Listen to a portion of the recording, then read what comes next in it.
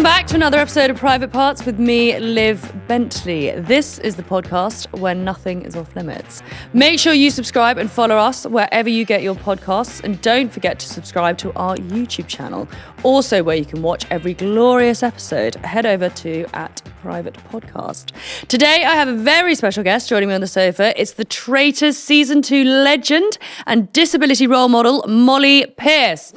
Woo!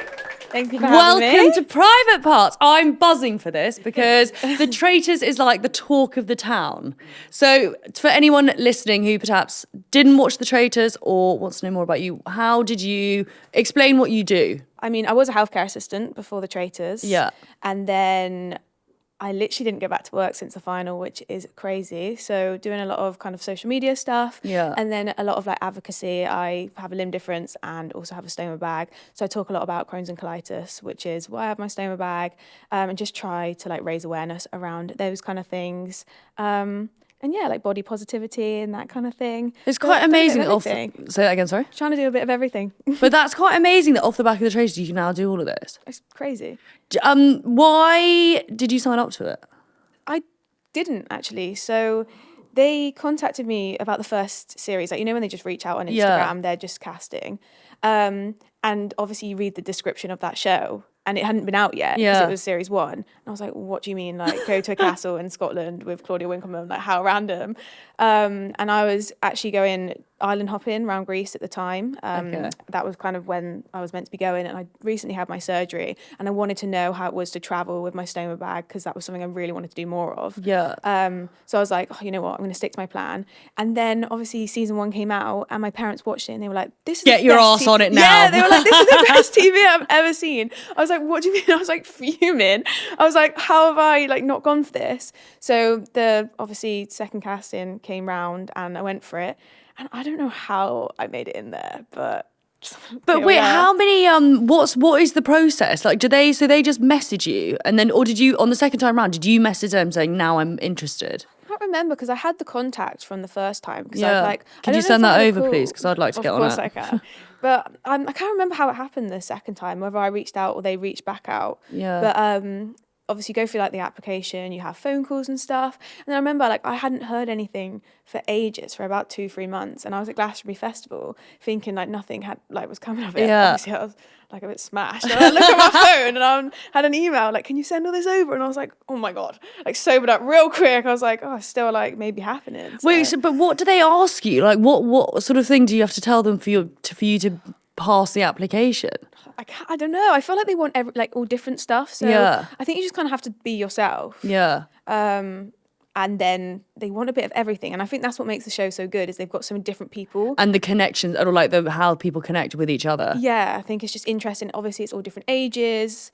I don't know what I said. I probably lied a bit about confrontation. I think we all do. That's how I lied to get on Made in Chelsea. Fuck knows what I said. I hate to lie and I hate confrontation. Oh, yeah, so, perfect show then. I don't know how I made it in there, but yeah, no, it was amazing. And then, so you get up there. Where do you actually stay? Because I saw an article recently and it was saying how that you don't actually stay in the castle, you stay in some questionable hotel on the side. All I'll say is Google it. I'm not going to say anything. They said, obviously, are you still like semi under a contract where you can't reveal too much? I just like the magic of the show. Like, I think that we watch it and the reason we enjoy it is like, they do it amazing anyway. Like I don't think it's been ruined for me, and I know that the way they do it, like nothing's set up or anything like that. But I just think like I love the show. There's so much magic around it. I'm not going to sit and spoil it for people. Do you know what I mean? I keep guessing where we're staying. I like that. It's nice. No, but that's also so nice that you don't feel like it's changed your view on it. Because I think there's times obviously people do certain shows and actually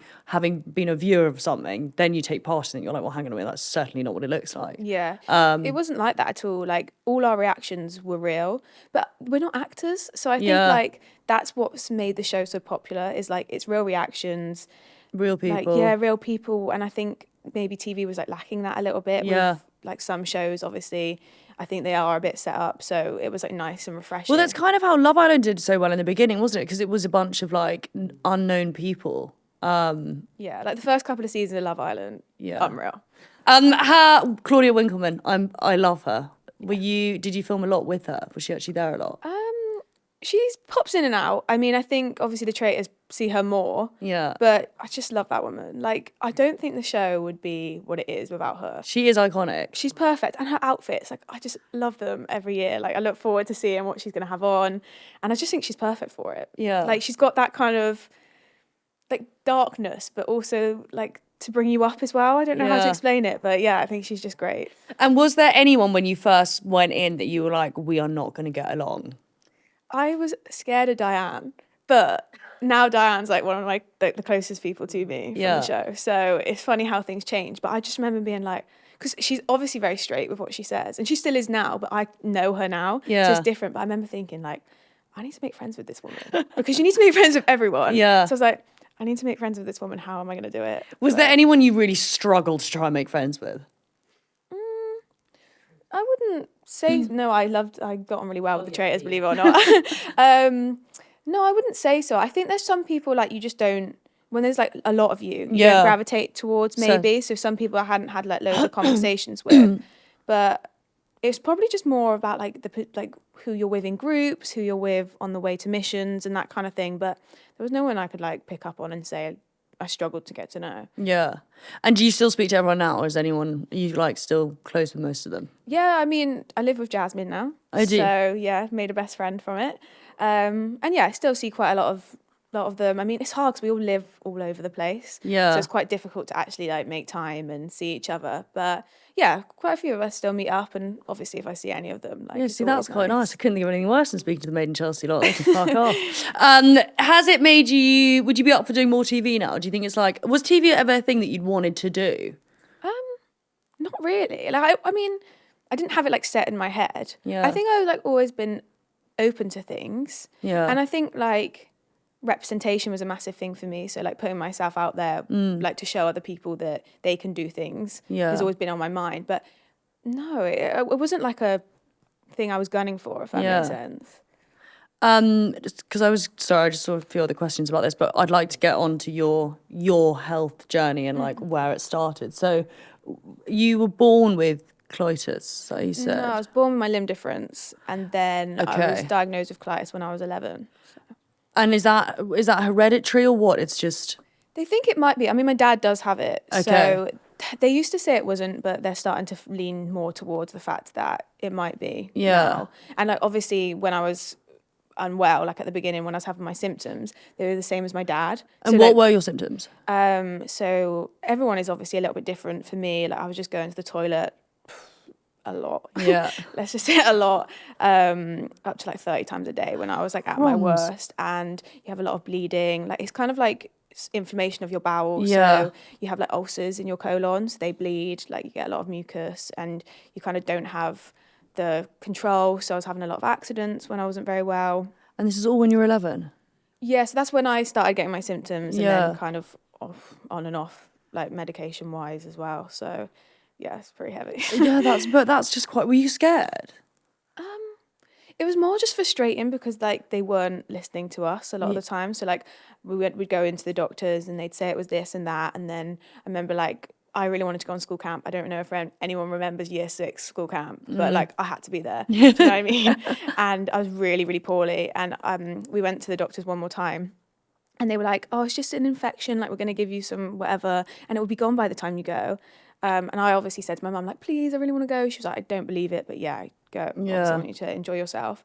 And I was just so poorly there. Like, and I remember sharing a room with, it was like 4 other girls. And obviously there's one toilet in the bedroom. And I just felt so embarrassed. And some of them are like still my best friends now. Yeah. So they obviously didn't think anything of it. It's more of an inside thing. But yeah, it wasn't a nice week. And then as soon as I kind of got home from there, I was really, really poorly. We went into A&E, and then they finally did like a colonoscopy, which is like a camera up the bum. Yeah. And that's when I got diagnosed. So yeah, it took a while. It took about 8 months, I think, to really figure it out.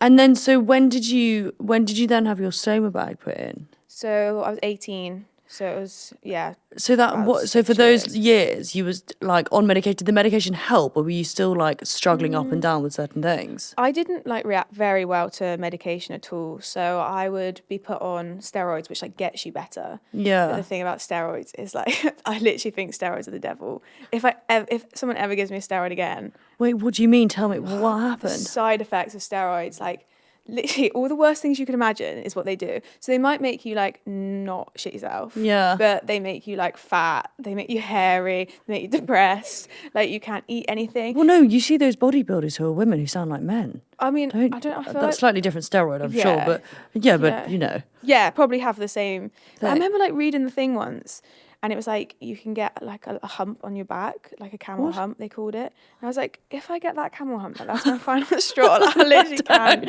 I can't be doing this. So I'd kind of be on them for 6 months, and then you'd have a treatment. Yeah. And I tried so many different treatments, and that's meant to like keep you in remission. Okay. I had one thing that worked for me, luckily, when I was doing my GCSEs. Yeah. Other Yeah, I was than going to that- ask about this. How was it with school, and was your day-to-day life quite hard?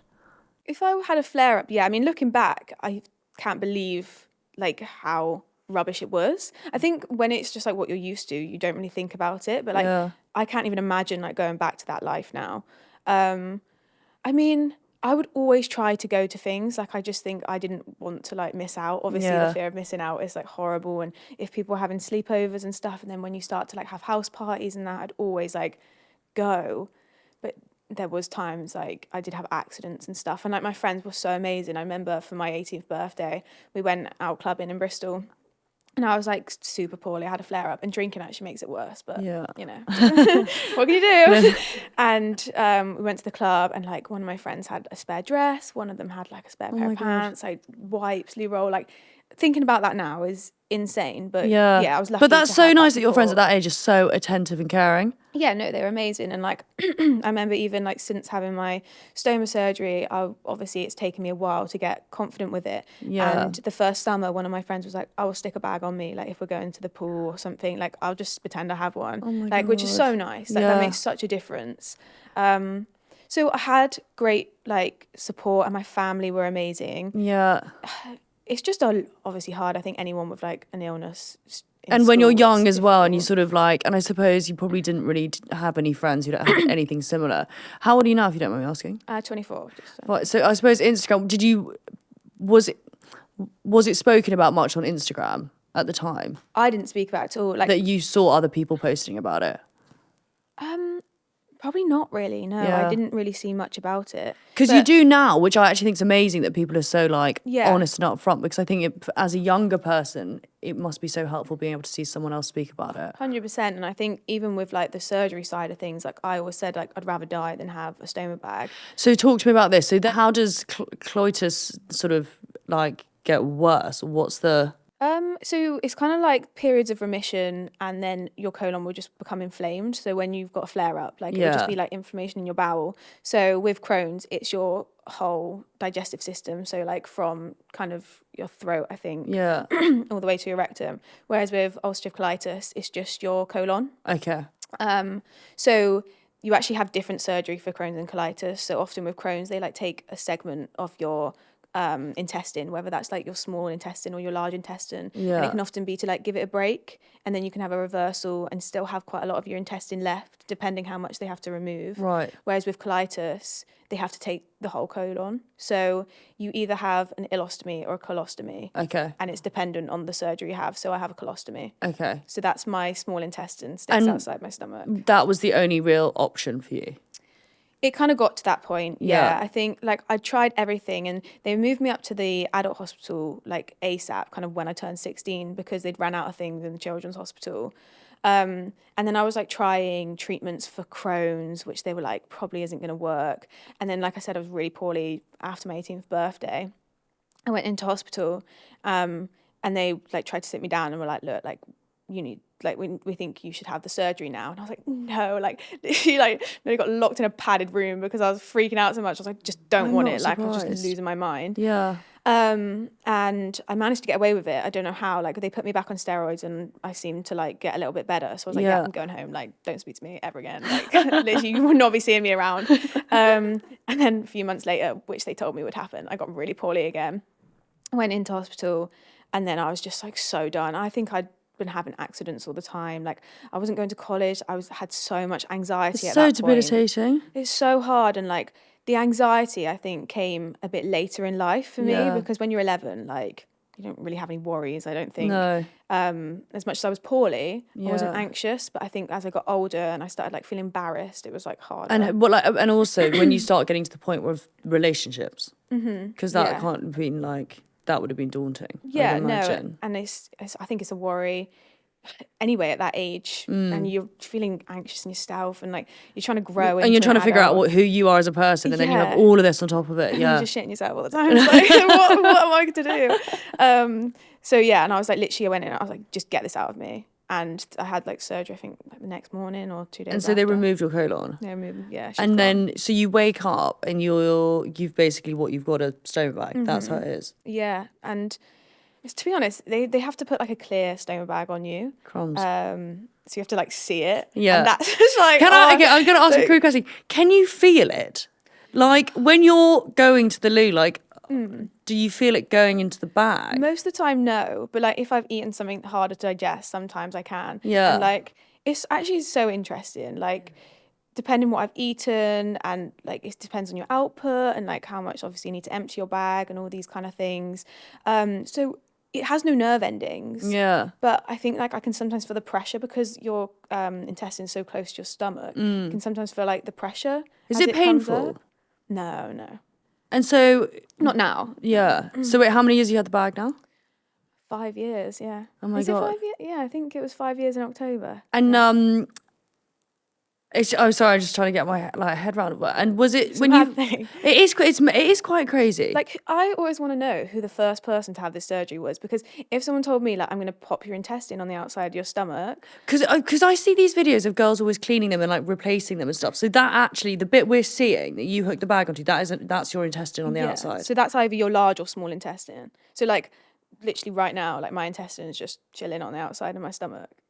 You say it so casually. It is mental. It's a mad thing. In terms of like, so now with like, say your diet and stuff, are you very cautious about what you eat and what you don't eat? Or are you like, my life's things are certain restrictive enough as it is, I'm like, I can like take it easy and whatever. I'm so bad, and I'm probably like the worst person to like advocate for this, because I had my surgery in lockdown, like just the end of COVID. Yeah. So like things were obviously still really busy in the hospitals and stuff. So I kind of got like out a lot quicker than you normally would. Yeah. And I think like some of the aftercare was a little bit different, but for me that was the best thing, because like I just got home and like I was dealing with it. Yeah. But I was eating whatever I wanted. Didn't realise you're meant to just like introduce things really slowly and stuff. I had a curry. Big Mac, here we go. No, I had a Big Mac, and then I had a curry like the week after. And I remember telling the nurses, they were like, oh my God. You should be having bone broth. Yeah, no, literally. But I think for me that was the best thing, because then I wasn't nervous around it. Like I was just eating things and like learned how my body would handle it. And I do know some people like struggle with skins and stuff like that because they're harder to digest. And I struggle sometimes with like sweet corn. Yeah. Obviously we all know how that comes out. Imagine how it's coming out. I know. Here. I always wonder what the benefit of sweet corn is, because it does actually come out looking the way it went in. So it's like, It's is not it done really anything. healthy? No. No, but I've been really lucky. I have like small blockages now and again when I eat like a lot of like popcorn. Yeah. You're not meant to eat it at all, by the way. So like if anyone with a stoma is listening, like be careful. Yeah, can you quick list of like top 5 main things to really avoid? Popcorn, I love popcorn. Sweet corn, I love sweet corn. And I just say things with like skins on. And like What do you mean, like a grape or like a chicken? like I think more like tomatoes with like skins on and Okay. stuff like that. But I'm okay with it, and I can eat salad and stuff like that. Yeah. But I think it's just all in moderation, and then like learning how much you can have of something, and learning like what your body's good with. Really, everyone's different. Yeah. And also, some people get worried because obviously, like we have to empty our bags, and it's like going to the toilet. And some things are stronger. It's like anyone would have a different smell to their stool, whether they're eating whatever. Yeah. So some people are a bit more cautious because of that, I think. Oh, yeah. But I'm gonna eat. Do you know what I mean? Well, you know, I'm gonna eat. just like a match. Yeah. What impact does it have on your physical health? Oh, it's had the best. Oh, well, my physical, like unreal. Like, Well, yeah, because you're about to you're training for 5 fucking marathons. Oh my God. I can't even do that. yes. I've got no excuses. Yeah, we are doing that. But quite like challenging my body now. Like I think with Dancing on Ice, it was like the first time I was like the strongest. Oh wait, I'd sorry, ever you've done been. Dancing on Ice? Yeah, I did Dancing on Ice last year. Oh my so God. it was like the strongest I'd ever been in my body, like my new body, I suppose I kind of think of it as. And it was just like so good to show people you can do that kind of thing with a stoma. And like we were doing all the lifts, like I was wearing all the outfits, and that's like the main things I was worried about was like what could I wear?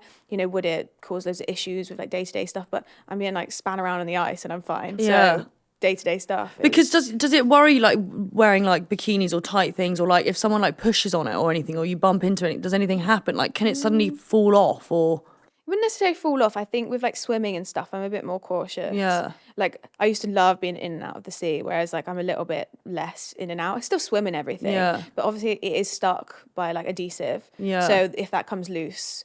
Is it more about infection? No, it's just more about like you just have to have spare stuff. Yeah. So as long as you've got your stoma stuff, like you're going to be fine in any situation. But I'm like 24 and I'm really bad sometimes at like remembering things. But that's on me. Yeah. But yeah, no, nothing like I said, it's got no nerve endings. So like hitting it on something doesn't matter. I mean, obviously I don't go around like smacking it.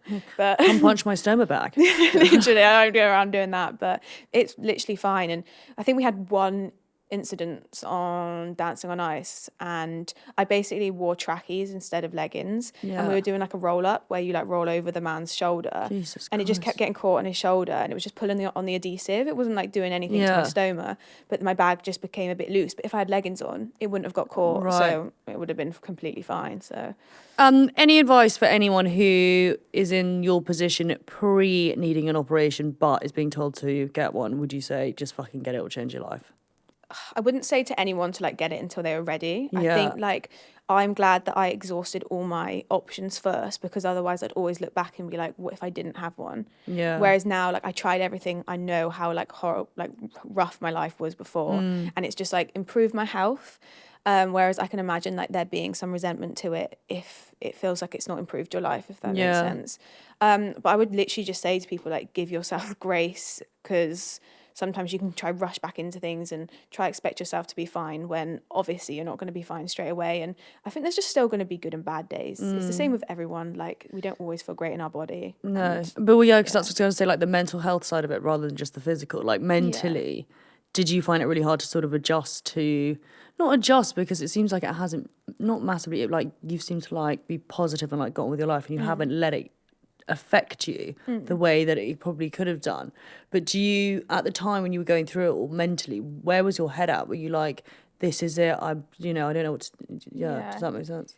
Before, I wasn't in a very good headspace, definitely beforehand. And like I said, I used to say things like, I'd rather die than have a stoma bag. And I really felt that, and it was really difficult. And like I said, waking up and looking down was like horrific, and it was really, really hard. And like the recovery process was really hard. Like I'm not going to sit here and be like, yeah, it was a walk in the park, because it wasn't. And like, I'm very lucky I had like my family around me, because they were just incredible.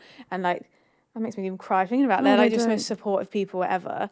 So I was like never on my own with it. But I think for me, like when I started to accept it was like when I started being able to go out without having panic attacks was like the main thing. Literally talking about a Big Mac, me and my dad, it was one of the first times I'd gone out after surgery. Like I'd gone home and I was feeling a bit better, and we went for a drive-through, and I never could have gone for a drive-through before, because that caused like so much panic for me, because I felt trapped in the car and I felt like I couldn't get to a toilet. And like we were sat going through this drive-through, and I was like, well, I'm not going to have an accident. So I can literally sit here and be fine. Absolutely. And then we ate in the car. I didn't need a toilet right next to me, because that's what I would do. I'd always scout out where the toilet was. So we'd always eat inside. So during this period, how were you travelling at all? Or was it up to the point that you were actually too nervous to fly? I had really bad experience on a plane once, getting onto the plane. I think I'd actually gone for a modelling job, because I was doing some modelling for my hand, like for some disability modelling for limb differences. And I was with my mum, and I was only young, and I was like, I think I was like 16, and we'd gone to New York. So it was like this amazing thing. It's like one of the most insane things that had ever happened to me at the time, and my mum. Like we were like literally buzzing off our tits. Like it was like the best thing. And I literally had an accident when we got to the hotel, and then like there was a few times when we were on the trip and we were in taxis, and I'd be like freaking out because I'd need the toilet. And then I remember we were waiting to get on the plane to fly home, and I just like had this sense of panic come over me because when you're in the tunnel and you're like not on the plane, but you're Yeah. like getting in. Yeah, And I was yeah. like, I can't go back because obviously you can't. And you're go trapped back. And I behind was a like, load of other fuckers when you just need to go to the loo. And I just went, I had a breakdown. Like, if you ask my mum about this, she's probably like perished at the thought of it. But like, I was a mess. And I think like, I just didn't want to put myself in them situations. And also like booking trips had been a bit rubbish because I'd book them when I was well and then I'd become unwell. Sick, yeah. So it just ruined it. So yeah, it wasn't great. Have you and now in terms of like your sort of dating relationship era, did you have relationships throughout any of this, or was it something you did? I was single at the time of my surgery, which I'm actually really happy about, to be honest, because I felt like I did it not on my own, because like I said, I had my family, but in a way, like I felt like I did it on my own, and like I was my support system. I like got myself through that. Yeah.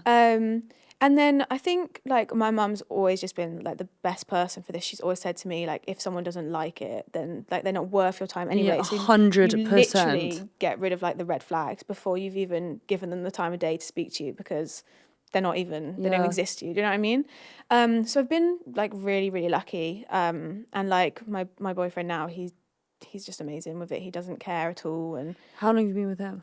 almost a year now.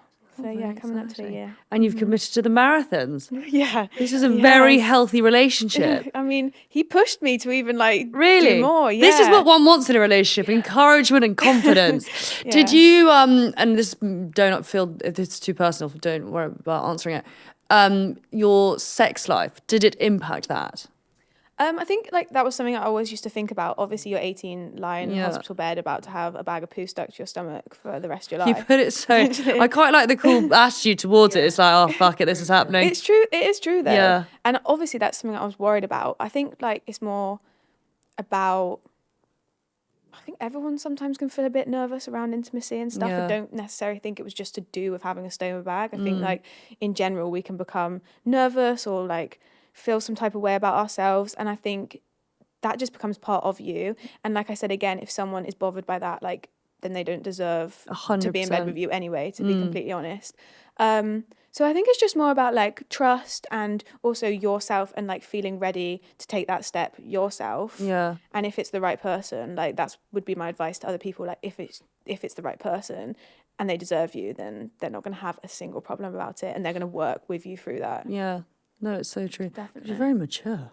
Thanks. Honestly, I'm sort of different. But have you ever received anything negative, like any negative comments or people ever saying anything?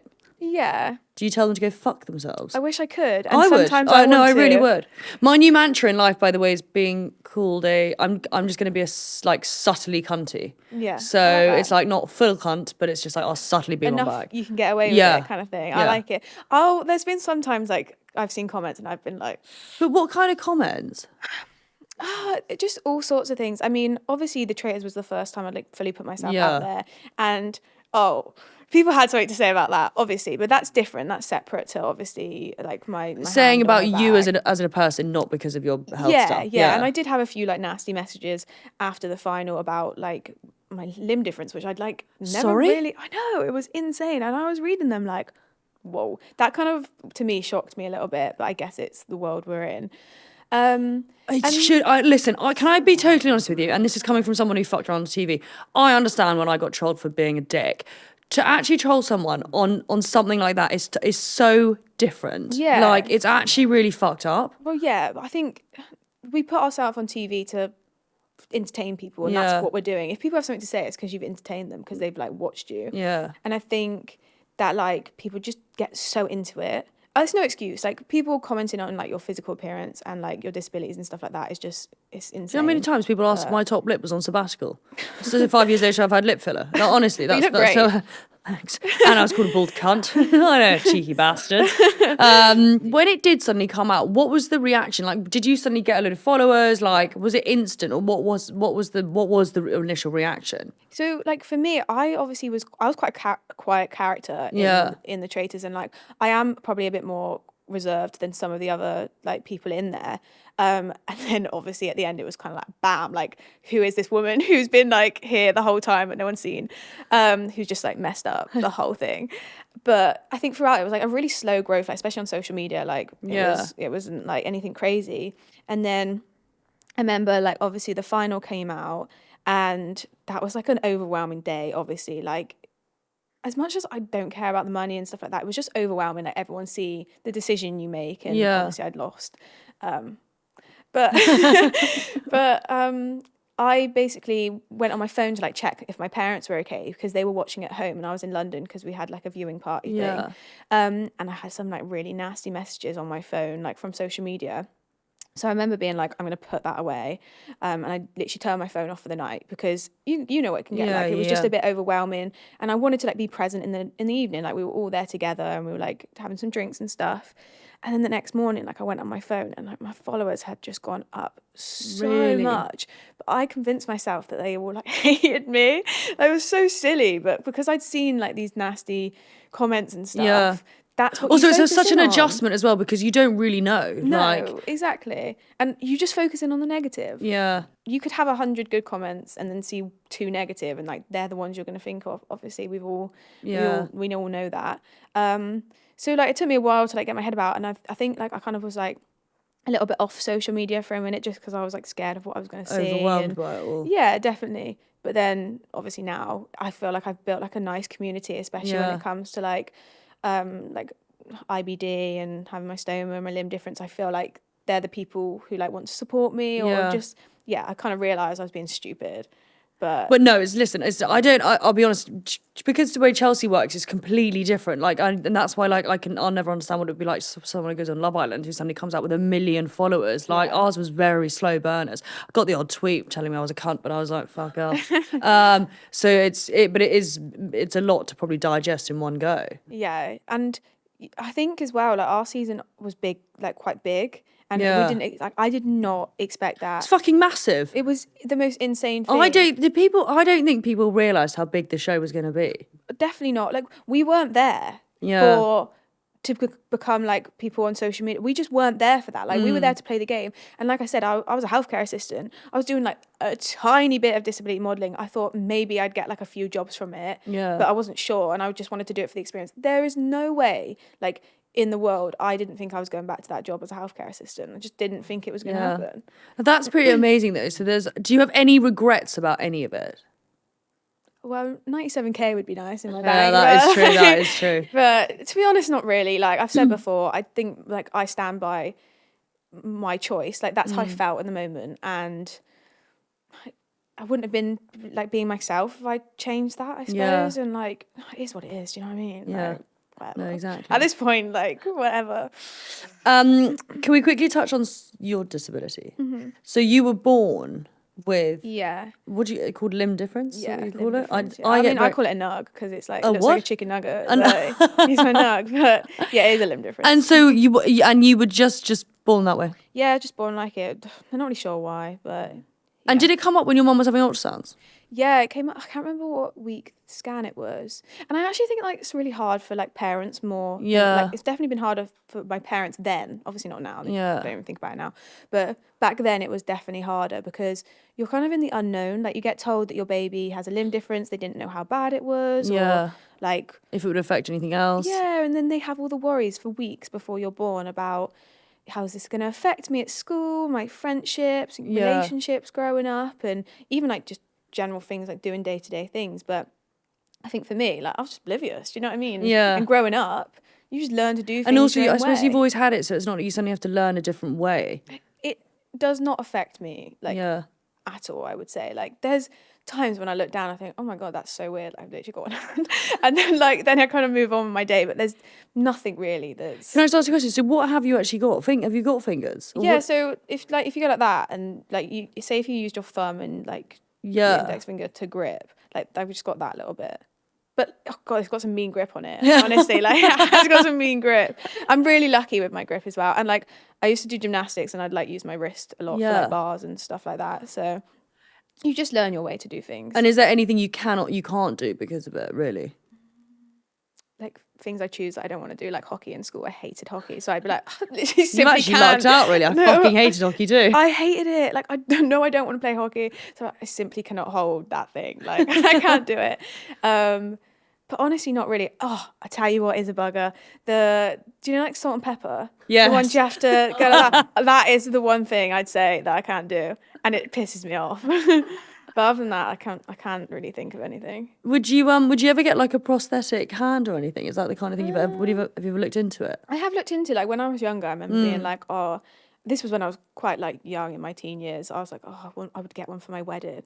No, I wouldn't. Like, that's, now I look back and I'm like, why would I do that? It's so inconvenient for me. Like, I've got such a good grip and I can do all my stuff. And like, why on earth would I want to go through my whole life looking like this, and then on my wedding day, suddenly she's got two hands? It'd be like the strangest thing ever. So I wouldn't personally. And I did actually try. I was like one of the early people to get a hand that was 3D printed. Okay. Yeah, it was this amazing man, and he was doing them in his garage. He had a 3D printer and he was doing them for people. But for me, it just kind of like takes away my grip a bit more. Yeah. Like, because I've got so much grip and like I can do everything. It's a bit bulky, and like my whole palm has to go into, well, my whole hand has to go into the palm of the like whatever prosthetic it is. It's a bit big, and it kind of just actually like would get in my way more than anything. But obviously for some other people, depending what you have and don't have, it is better. And also how you probably feel about it as well. Definitely, yeah, definitely. Obviously you get prosthetics just for looks. Yeah. And that's one thing. But I feel like we don't see them as much anymore, really. No, and I quite rate that. I mean, listen, it's really hard because I can't relate to that because I, don't have anything like that. But I think, I don't know, it must be such a mental thing for you and how one views yourself. Yeah. And actually, if you don't give a fuck. That is it. Yeah, I don't really even think about it. Like, I think what's so nice about like the Traitors and like was the fact that I was just on the show. Like, I didn't need to talk about it all the time. Yeah. Like, it wasn't like the first thing you saw about me was that like I had one hand and I had a stone bag. Like, that wasn't what it was. Yeah. Like, I was just there to play the game like everyone else was. I was there to like find out who the Traitors were. Yeah. But I just had a limb difference and a stoma bag. Like, so it's not like you were sort of, like, oh, we need to get someone from this area. And so, yeah. And it was just like nice because I was just doing what everyone else was doing. I was just playing the game. I wasn't my like differences, if that makes sense, because that's not what I am. And I think like even when it comes to social media now, as much as I post about my stoma, I don't really post about my limb difference. Maybe I should more, but like I probably should talk about that more. But I think like I just like to show that you can live a normal life but have it. So I think like just by posting normal stuff. No, but I think that help that must give to someone, because I just think back to like when you're being that age and those teen years, the only thing really, people don't give a fuck about your personality. They don't. They care about what you look like, and when something knocks your confidence, it is incredibly hard to get it back when you're that young. Like, it's not easy, I don't think. And I actually have to say now, I think it's fucking hard with social media. And I think if you're 16, you look at the way girls look and how they dress and all this sort of stuff, and there's someone who's going through what you went through, it would, I would imagine, make one feel incredibly insecure. I think social media is like... It's a blessing, but it can also be quite negative. I think the exact same thing. And I think like, I'm trying to be more careful with who I follow, I think. With like, who you follow? Yeah, just from what I see. Like, like, who do you mean? Like, who are you conscious of you following? Like, I obviously love to see like pretty girls in bikinis on the beach, but does that make me feel my best? Probably not. No. And like, I think it's just really difficult. My content's like quite far from that. Like, my content's very much not perfect. I'm really not the most aesthetic person. I try to be, but I'm like really not. Oh no, just shove a cover photo on. Like, my content is shite. I just make a good cover photo so it looks aesthetic. But I think sometimes it's just more real, and like I think I feel better seeing more real content, so I'm trying to do that. But I actually think sometimes it's hard. Like, I can sit here and be like, yeah, like I post really real stuff, but don't get me wrong, I sometimes watch back a video of myself and I think, I'm not posting that. Like, I feel too insecure to post that, and I'm still at that stage, and I really want to get past that, but I'm not there yet. Like, I am not. But I think I'm trying to follow people. It takes time, I think. It does take time, and I think I'm just trying to follow people who are being real. Yeah. I mean, I do love the odd picture where people look unreal and I think, yeah, I need that outfit right now. Of course, I still have that on my Instagram, but I think I'm just being more cautious about how much I'm seeing it, and also how much I'm seeing like unrealistic standards for myself. And it was like one of the things me and my boyfriend talked about, because we've just been traveling around Thailand for 3 weeks, which was incredible, and also a dream of mine that I never could have done before surgery. And we had like a conversation on the last week towards the end of the trip, and he literally said to me, like, I have to say, like, we hadn't seen one person with a stoma bag on the whole trip, and think how many people travel Asia. And I don't know if that's because people are like nervous about traveling with a stoma, or also, I will say, there could have been someone on the beach with a stoma bag. You just might not see it. That is the thing about stoma bags. If you don't want people to see it, they don't have to. You can hide it in with what you wear. Like, I'm sat here right now, you wouldn't have a clue. And you can wear certain swimming costumes, bikinis that do cover it. So I'm not saying there wasn't someone there. But then we kind of got onto the topic of, like, there might have been someone there with Crohn's and colitis who might have to have surgery, and seeing you on the beach would actually help. Even though you don't think you're doing something, literally just being in a bikini on the beach can help people. I think it kind of like not normalizes it, but makes it like other people. I think the big thing is, I would imagine one must feel quite alone going through something like that. And so for you to be like, you know, out there with your, I don't know how to put this in the right way, my terminology is not great, but with your bag hanging out. But I would imagine that how much that would help other people. Yeah. I remember there was like a photo circling social media when I was younger, and it was a model. Well, I can't remember what it was, but there was a lady and she was on a sunbed and she was in a bikini and she looked so tea, and like she had a stoma bag, and she also had another bag as well. I'm not sure if it was for urine or I'm not sure what it was, but like I just remember thinking like, gosh, she looks hot. Do you know what I mean? And that I looked at that photo so many times over the years and thought, if like it ever does happen, like that's gonna be me. Like I'll still be a baddie. But yeah. What's if you ever have a low day, what's the one thing you do that you like to pick yourself back up again?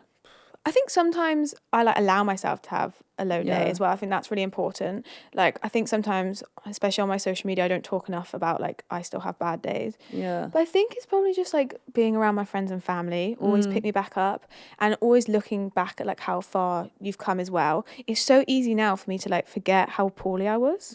Which is crazy, because it was such a big part of my life. But I don't know if we kind of block things like that out. But I look back and I'm like, that you actually got through it.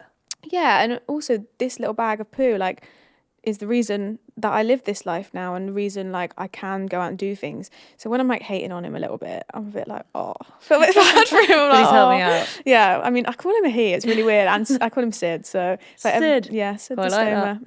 that. Do you get a lot of young people messaging you, struggling with the same thing? Yeah, I have like so many lovely messages, and I think it's so hard because when people want advice, I think everyone's just different, so it's really difficult. So I'd never want to say like one thing and it'd be different for someone else. But I get a lot of really lovely messages, which is so nice. And again, on down days, sometimes it's really nice to look through them messages. This is probably an odd thing to say, but because, and I don't know why, I think it's because I know someone who's got a stoma bag, but it comes up on my For You page a lot. Have you noticed that more and more people seem to be having Crohn's disease and colitis? Or is it something that's always been around, just not spoken about? I think maybe people are more open about it. It's hard to say, isn't it? Yeah. But yeah, I think people are more open in general now. Like, I think with a lot of things. Yeah. I don't think it's just this topic, but I think it's becoming less of a taboo to talk about like bowels, and even like to talk about like talk about female problems and stuff like that. Like, I think all of it's just becoming more of a conversation, which is amazing because it makes you feel less alone. So I think maybe people are like getting the confidence to speak about it a little bit more. I mean, it's definitely always been a thing. I mean, he won't mind me saying, but like my dad, he's obviously had it for years, and some of his friends didn't even know until like I got diagnosed and I had my surgery and I was speaking about it publicly, and he would kind of say to them like, yeah, I've got it as well. I think it's a generational thing as well, and I think that people are just more open. Yeah, and I think with Instagram, one has like this sort of reach and freedom to be able to sort of talk more about stuff. There's also probably a lot more education around it for sort of young people to look at, to see. It is amazing. It's interesting how much it's changed, and like we are getting there. But I think there's obviously still a way to go because you still get them negative comments, and you probably always will. But I'm just block. I instantly block people. I just think, fuck off, Karen. Facebook's the worst for it. Facebook. I don't even go on to that. Oh Can my I tell you gosh. something as well? The other day someone said, "Oh, have you ever seen your Reddit?" I was like, "No. Why would I go on that?" One other question: if you want kids, is there an impact? So it's actually a conversation like I want to have with my surgeon soon, because like I said, I had my surgery in lockdown. Not that I want kids soon, but like I had my surgery in lockdown, so I never had the conversation about like a reversal, because there is a surgery for reversal. Okay. It's 2 surgeries, and you basically, the first one, they make a pouch with your small intestine, which kind of acts as like a pouch for your stools inside of you. But you're never going to have your colon back. So your stools is always going to be different to everyone else's. It's always going to be like a lot looser because I don't have my colon, which like takes the, extracts the liquid from your stools. Anyway, we won't go into that. But basically, they do say about a reversal, is it's better to have it after you've had a family if you're going to have one. Just because obviously it is in that area, it's close to all your other bits and bobs. But to be honest, I can't see myself having a reversal at the moment. I just wouldn't want to go back to being sat on the toilet 20 times a day. It's just not something I see for myself. This is such a weird, perverted question. What's happened to your butt? So this is another thing. So I still have my rectum. Yeah. So you still have a little bit, which I actually still get flare-ups in. So that's like, can make me a little bit poorly. But it's way better because obviously you don't have any stools coming through. So it's just a little bit of inflammation down there. So the other surgery, which I may have at one point, is they call it a Barbie butt. And they literally sew your bum hole up. They sew your bum up? Yeah. Oh my God. Yeah, and they call it a Barbie butt because obviously Barbies don't have bum holes. Yeah. So that's something I'm also want to have a chat with the surgeon about. Yeah, because... Oh my God, I didn't even know that was a thing. Sorry, I had a sweet girl on last week talking about how you can become a virgin again, but now, having your butt done too. That's, what does that entail? So like I said, I do want to have, I don't want to sit and explain it all because I'm not sure the ins and outs. Yeah. But it's just to remove that last bit of your rectum. So the reason they leave the bit of your rectum in is just because that's what they would reattach it to if you had a reversal. Right. So they would reattach your small intestine to the rectum. But if I did have my rectum removed, then they just sew it up. Quite nice. Yeah. To be honest. I mean, can't say I'm not hygienic. Yeah. You know what I mean? But yeah. So. And I'm assuming that surgery would never be, you can't reverse that, the Barbie butt. Yeah. So that's it then. So once you've had your rectum removed and once she's sewn up, that's it. Yeah, she's done. She's done. She's out. It's it is fascinating, isn't it? It's so interesting what they can do, and yeah, it's amazing. Okay, right. Talking to this. Okay, so this year coming up, you are running 5 marathons with your boyfriend. Walking. Yeah. Oh, fine. I'll come do that with you. I could chuff a few back. Oh, come along. Oh, you're walking it. I'll do one with you. I'm not a runner. Oh no. Yeah, no. We're walking. A little coffee break, a little scroll. Well, it's like 10 hours a day, so it's not bad actually, is it? I don't know. Listen, I like walking. Come join us. Come join us. And you're raising awareness, raising money. Yeah, so raising money for Crohn's and colitis. Yeah. And then obviously as much awareness as we possibly can. So we're starting in Oxford and we end in Leicester Square, and it is a marathon a day. So but not that same journey. So we're starting on the 30th and ending on of this month, of next month. So 30th of March to the 3rd of April. I've just said 30th of this month. There's not 30 days this month, is there? I wouldn't have even thought about that. So. No, don't. I'm really thick, actually. It's shocking. When I do the podcast, I realise how thick I actually am. Okay, so 30th of next month. Mm-hmm. It's quite... So we need to start training, basically. Like I said, we've just got back from Thailand. So we were like, yippee-dee when we were away and like enjoying ourselves, eating so much food. And now I've got back, I'm like, oof. What sort of training are you going to try and do? Is walking? Just need to walk. I've just got a walking pad at home. So I'm like stomping around in my flat. Hey, listen. Oh, your honest opinion. Have you got one of those vibration plates? No. Are they a crock of shit? Do we think? I've seen people using them. You know when people like have their morning routine, they get on one of them, they've got their like... Yeah. Like, 25 layers of different shit on their face. Yeah. And I think, wow, I'd love that to be me. It never will be me. No, I'm the same. I wish I had some sort of structure like that, but no. Coffee good for them. Like, good for them. Maybe I'll need it after this walk. I think that's pretty amazing though. Have you got anyone else actually doing it with you other than your boyfriend? So we're going to have people join us kind of on the way. I mean, I think we're going to need a bit of, as much as we get on with each other. Listen, we'll bring the fucking pod and shout from the sidelines. I could do a couple meters. We'd love that. And we're hoping to have something on at the end as well. Yeah. So like a little gig. I mean, how Connor's going to do that after walking 5 marathons, I don't know, but I'll be sat down having a pint. Yeah. But yeah, so we're going to have a little celebration at the end. Our family and friends are going to come, and also they're going to join us along the way. So if you want to join us, please come. We will. Definitely join us.